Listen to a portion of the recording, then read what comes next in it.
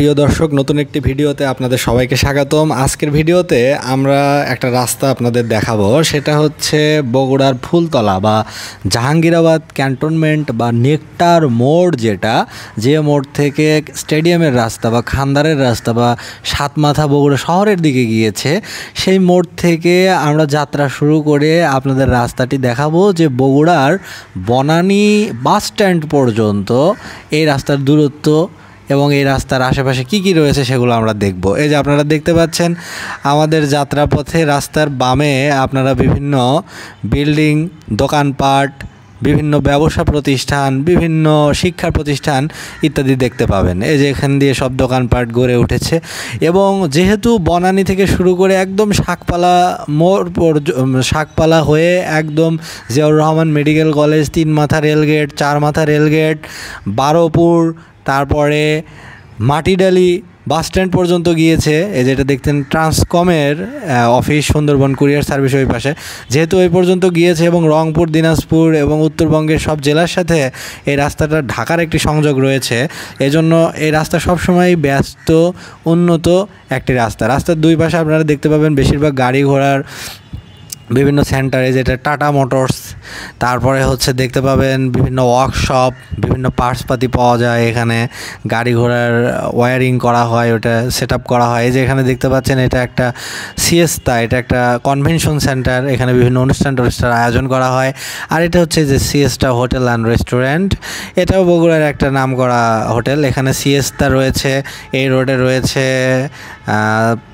নাচ গার্ডেন, যেটা একসময় খুবই নাম করা হোটেল ছিল, আবাসিক হোটেল। তারপরে নাচ গার্ডেনের পরে বর্তমানে সবচেয়ে আলোচিত সেটা হচ্ছে মমইন। আর একটা আছে সেফওয়ে মোটেল, ওটা রয়েছে, এবং সেঞ্চুরি হোটেল, ওগুলো রয়েছে 4 মাথায়। এবং এগুলো হচ্ছে বগুড়ার আবাসিক হোটেলগুলোর মাঝে বিখ্যাত আর কি, এই রোডে আর কি, ঢাকার রোডে। ওই পাশে শহরের ভিতরেও কিছু রয়েছে, শহরের মাঝখানে কিছু আবাসিক হোটেল রয়েছে। এবং এটা এই যে দেখতে পাচ্ছেন বিএডিসির একটা প্রতিষ্ঠান, ওখানে বীজ সংরক্ষণ করা হয়, সরকারি অফিস আর কি, কৃষি মন্ত্রণালয়ের অধীনের একটা প্রতিষ্ঠান। এবং আমরা বনানীতে মানে প্রায় কাছাকাছি চলে এসেছি বনানীতে। এবং বাম পাশে আপনারা দেখতে পাচ্ছেন ওখানে যে লাল বিল্ডিংটা, এটা হচ্ছে বাংলাদেশ উন্মুক্ত বিশ্ববিদ্যালয়, বগুড়ার যে উন্মুক্ত বিশ্ববিদ্যালয়ের ব্রাঞ্চ, অর্থাৎ বাংলাদেশ ওপেন ইউনিভার্সিটি। যারা রেগুলার লেখাপড়া করতে পারেনি, ঝরে গেছে বা কোনো কারণে পড়াশোনা হোল্ড হয়ে গিয়েছে, তারা আবার পড়াশোনা কন্টিনিউ করতে পারে ওপেন ইউনিভার্সিটি। এখান থেকে অনার্স, মাস্টার্স সব কিছু করার, এখান থেকে অনার্স ডিগ্রি এগুলো করার সুযোগ রয়েছে। এবং আপনারা সামনে ওই কর্নারের দিকে ওখানে একটা প্রতিষ্ঠান দেখতে পাচ্ছেন, ওই যে ওই পাশে হলুদ বিল্ডিংয়ের মতো, ওইটা হচ্ছে এখানকার সুলতানগঞ্জ হাই স্কুল। এটা বনানীর একটা high school, Sultanganj high school. এই যে এইটার পিছনে ওই যে দেখা যাচ্ছে। এবং এই যে এখানে যে একটা বিল্ডিং রয়েছে, এই যে শিক্ষা প্রতিষ্ঠানের বিল্ডিংগুলো প্রায় একই স্ট্রাকচারের হয়ে থাকে। এই যে হাতের বামে যে 4 তলা বিল্ডিংটি দেখতে পাচ্ছেন, এটা হলো সুলতানগঞ্জ হাই স্কুল। এটা হচ্ছে অপেক্ষাকৃত নতুন বিল্ডিং, পুরাতন বিল্ডিংটা হচ্ছে ওই কর্নারের দিকে।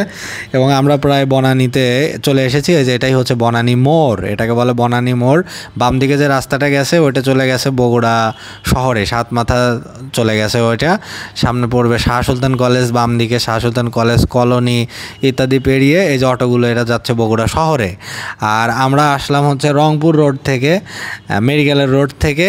এবং এই যে ডান দিকে এখানে আর একটা রাস্তা চলে গেছে, এই অটোটা, সামনের অটোটা যে যাচ্ছে, এরা যাচ্ছে হচ্ছে বনানী তথা হচ্ছে শাহজাহানপুর, শেরপুর, সিরাজগঞ্জ, ঢাকা। এটা হচ্ছে ঢাকার রোড, আমরা যেদিকে যাচ্ছি এটা হচ্ছে ঢাকাতে যাওয়ার রাস্তা হচ্ছে এটা। এবং সামনে এখানে যে আপনারা দেখতে পাচ্ছেন, এটা হচ্ছে বনানী স্ট্যান্ড, এখানে গাড়ি ঘোড়ার কাউন্টার রয়েছে, সামনে বাস দাঁড়ায়, যাত্রী তোলে।